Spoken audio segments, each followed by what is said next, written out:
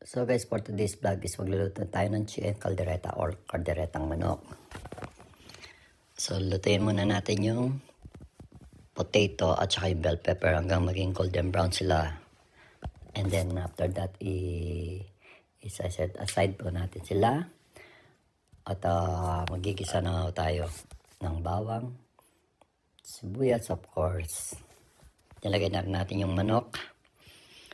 And then, halu-haluin lang natin. At lagyan natin ng toyo, suka, of course may paminta na rin yan.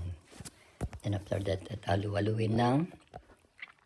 And then, lagyan din natin ng tomato paste at tomato sauce.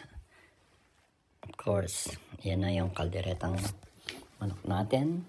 Oh, sarap na. Ilagay na natin yung dito nating patatas at saka bell pepper. Ayan, ang sarap na. Wow.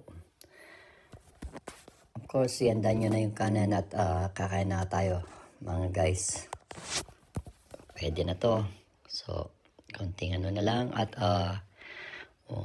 sarap na, guys. So, ayan na po. At ang chicken caldereta natin or calderetang manok. Thank you so much for watching and God bless. Bye-bye.